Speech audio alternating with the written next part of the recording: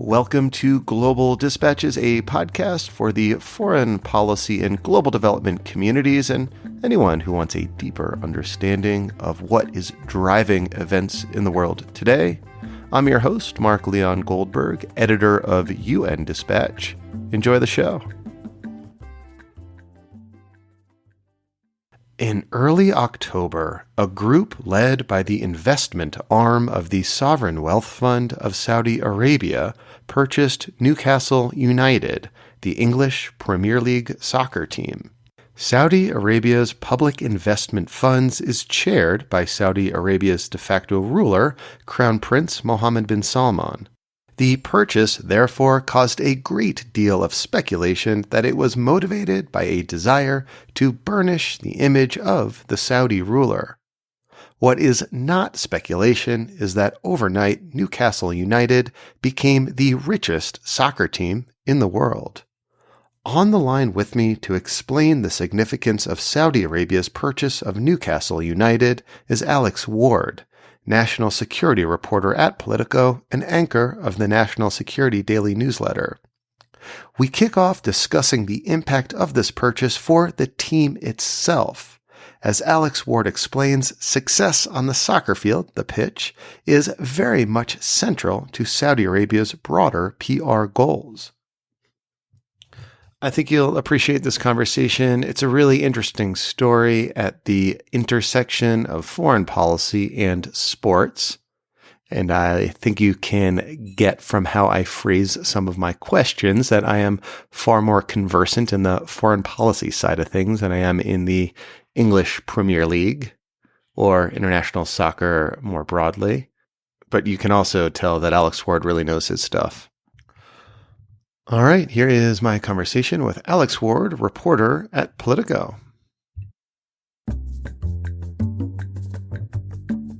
Well, you have to think of Newcastle United as, one of those teams that is prestigious in the sense that it stays up in the Premier League constantly, and it is, one of the older teams still in play, but it is not a major team. So let me step back for a moment and say that, there are sort of the top teams in the Premier League, which is, the number one best soccer league in England. There are 20 teams right there, and then there are multiple divisions below that. If you make it in the bottom three, you get relegated to sort of, let's say, second division, which they call the championship. If you make it in the top three of that championship, you move up to the Premier League. So there are consequences for performing badly. I like American sports. We have consequence free. Right. It's actually, one sort of weird sidebar is I always find this phrase kind of interesting, which is that European sports are capitalist and American sports are socialist, right? Which is, if you're an NBA fan or, let's say a baseball fan or NFL is even better here, right? If your team goes like 0-17, you get the first pick in the NFL draft, right? You get an option to get the best player available from the college rankings. Whereas in European soccer, if you suck, like you're going down, you're losing money, right? You're going to lose a lot of your best players because they're going to want to stay and play in more prestigious and competitive leagues. So it means a lot for like how a team performs, right? Not only just for the fandom and pride and all that, but how you do affects your financial situation, affects the kinds of players you can recruit, affects your advertising dollars, affects a lot. There's really no safety net.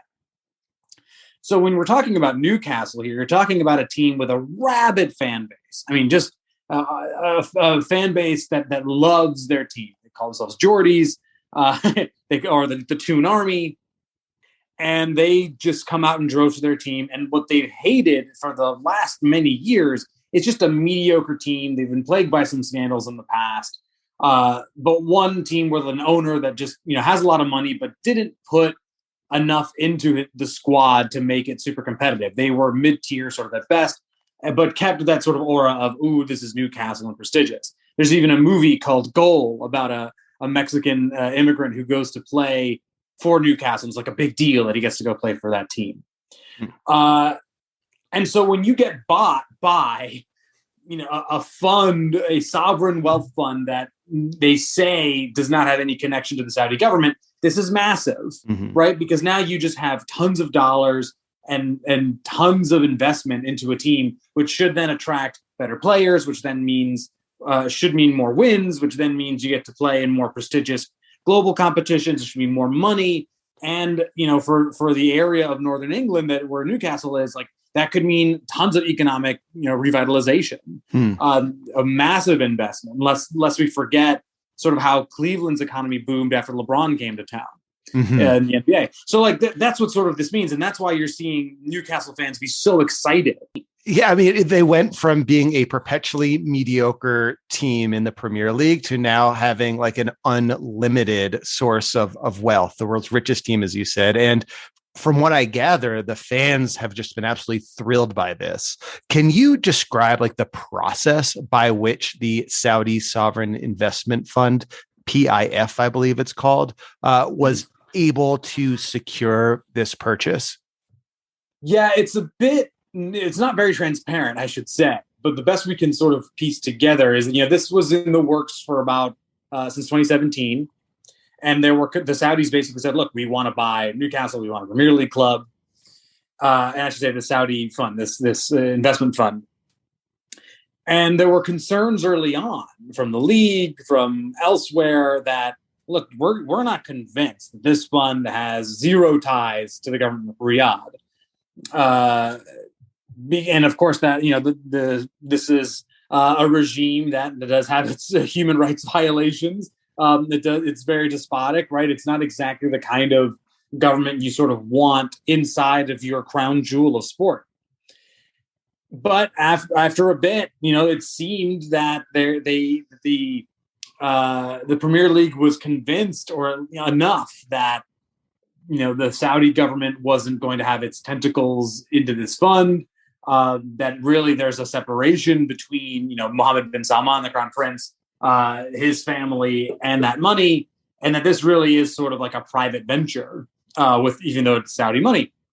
And so they got approved. So now the Saudis are in. But of course, critics are saying, like, of course, Mohammed bin Salman and his coterie are going to be involved. Like, of course, this is effectively the Saudi state buying a Premier League club, and in so doing, trying to sports wash, quote unquote, its reputation in around the world. So just to be clear, though, it's my understanding that the Sovereign Wealth Fund, PIF, its chairman is Mohammed bin Salman. Well, right, exactly. Yeah. So there is this like fiction or fig leaf of this separation that apparently satisfied the Premier League. Did like the UK Foreign Office or the government have to go through any process to approve this at all? So they say no. I've talked to them. I mean, it's not even the Foreign Office's decision. It's the Ministry of Sport, and it has 1,000 different things. But they are in charge, and they said no. They would have absolutely no role in this. Now, there are reports of a couple of things. There are reports of British officials reaching out to the Premier League, basically going like, hey, when are you guys making this decision? Like, what's going on? Why is there a delay? And you even had MBS text Boris Johnson saying, look, if this doesn't go through, UK-Saudi relations are going to get hurt. So there's very clearly like we'll buy our weapons elsewhere. Maybe, for example, right? Yeah. And so there was very clearly some sort of government, I would say, pressure here, even if they might not have had an official role. Now, I did have a British official talk to me at length about this, and this official effectively said, like, no, there's just absolutely no role for the government here. Like, if the Premier League wanted to go and do whatever they wanted, they would have to happen. To which I admittedly asked a hypothetical. So I said, okay, say Kim Jong-un wanted to buy, a team like Burnley, which is a smaller team in the Premier League. Would the UK government be fine with that? And I never really got a clear response to that question. I find it hard to believe that the British government, if it, didn't want Saudi Arabia involved, and it's like, one of the great things of its soft power, the Premier League, then it wouldn't have happened. And so even if it wasn't sort of an official authorization, I'd be surprised if there wasn't sort of a wink, wink, nudge, nudge authorization. Now, it's worth noting that Saudi Arabia's purchase of Newcastle, or I should say the Saudi Arabian Sovereign Wealth Fund's purchase of Newcastle, is just one example of Gulf monarchies entering into the Premier League. Like, is it Manchester City is controlled by a consortium out of Abu Dhabi, and Manchester City is like one of those like top tier teams, I think, right? And then you have Paris Saint-Germain, owned by a Qatari interests. So this is like one more of a theme, it seems. Yeah, I mean, it's even more beyond Gulf monarchies. I mean, you do have Chelsea, another major team, is owned by Roman Abramovich, a Russian oligarch. The Russian, yeah. And of course, London is sort of known as the money laundering capital of the world. You also have, a team called Schalke in Germany is sponsored by Gazprom. Right at a time when that sort of Nord Stream 2 stuff was happening. They started, sending a lot of money that way, and all the sort of energy pipelines. Like, it's a very common tactic for despotic regimes to put money into Premier League clubs because it does a couple of things. It makes the clubs better, right? Manchester City went from kind of a backwater to arguably the world's best team because they were just backed by this money from Abu Dhabi. Paris Saint-Germain went from a fine French team to a world powerhouse because of that Qatari money. One could imagine that Newcastle will become a global, powerhouse because of this Saudi money. And the reason this matters is because if you have a top team with the world's most recognizable soccer stars, that sort of reflects well upon you in the eyes of fandom, who don't really follow like the inner workings of foreign policy like you and I do. They just notice, they sort of just put together, UAE, Manchester City, ergo good. In fact, there was an Amazon Prime show. You can still watch. It's called All or Nothing. It's sort of Amazon Prime's semi-annual or annual show where they follow a team, throughout a season, kind of like Hard Knocks. And one of them is Manchester City. And throughout that, throughout that entire show, you get to see like how the coach operates, how he interacts with his UAE counterparts. The chairman, who's from the Emirates, gets a lot of camera time to explain sort of what their designs are. And if you're watching that as a fan, or even just as someone who enjoys sort of the soccer world, you go, oh, reasonable. Like, all this makes sense. Look at the great transformation they've done. Look at all the money they've invested in this community. And that helps, right? When it comes to when you're trying to set up an image for yourself around the world that isn't just, we are a brutal monarchy. So what do you see as like the near-term implications for Saudi Arabia for this purchase? Well, it actually might not mean a lot unless Newcastle starts winning, to be honest. Mm-hmm. Or at least they start investing tons of money into Northern England. Like if I'm the Boris Johnson government, I'm worried that Saudi Arabia is going to start just pouring tons of money into my economy, revitalizing a sort of a forgotten area of the country. And it's going to be really hard for me then down the line to criticize Saudi foreign policy if and when I want to.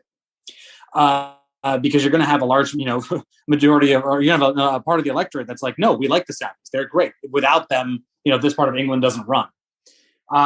And so that could be sort of a short-term political win for them. But of course, for them to sort of get that global cachet that I think they're looking for, Newcastle needs to attract the best players, and they need to start winning. And that is actually something that has somewhat escaped Manchester City and Paris Saint-Germain. They win their leagues, and that matters domestically. And of course, it does have an international effect. Don't get me wrong. Manchester City winning the Premier League and PSG winning in Ligue 1 matters quite a bit. But sort of the big thing they're all going for is the Champions League. And that's when the best teams in Europe play an annual tournament. Like basically the best teams in England, Spain, France, Italy, etc., play in this sort of global year-long tournament. And the winner, that's effectively the best club team in the world. Manchester City and PSG have yet to win that, or at least within these iterations of these new owners. And like that's the next thing they want. And if you're Saudi Arabia, you're not just thinking, I want to win the Premier League, I want to win the Champions League. And now you're trying to put your dollars up against the Emirati and Qatari dollars when it comes to that sort of global league. So it's not even just split by Premier League, French League, etc. There is also this fight in the grander Champions League in which all of these monies will be competing against each other.